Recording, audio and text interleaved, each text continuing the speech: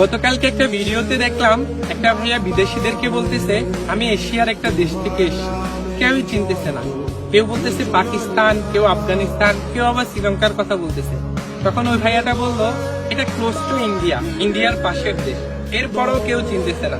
এরপরে বললো ডক্টর মোহাম্মদ ইউনূসকে চিনেন, তাও কেউ চিনতেছে না।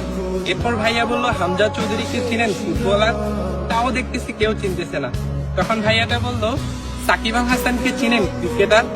এই কথাটা বলার সাথে সাথে বিদেশি ভাই বোনেরা বললো ও আপনি বাংলাদেশ থেকে এসছেন। ভাই বিশ্বাস করেন এই ভিডিওটা দেখার পরে জাস্ট গায়ের পশমগুলো দাঁড়াই গেছে। এখানে ইন্ডিয়ার পাশের দেশ, এশিয়ার দেশ, ডক্টর মোহাম্মদ ইউনূস, ফুটবলার হামজা চৌধুরী, এসব কাউকেই চেনে না বিদেশিরা।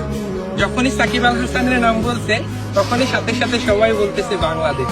মানে সাকিব আল হাসান বাংলাদেশকে কোন জায়গায় নিয়ে গেছে আপনারা কল্পনাও করতে পারবেন না। আসলে বাংলাদেশের মানুষ গুণীর কদর করতে জানে না তো, কিন্তু বিদেশিরা ঠিকই গুণীর কদর করে। আপনি বিশ্বের যেখানেই যাবেন, ক্রিকেট আর সাকিব আল হাসানের নাম বললেই সবার আগে সবার মুখে আসবে বাংলাদেশের কথা। এটাই সাকিব আল হাসান।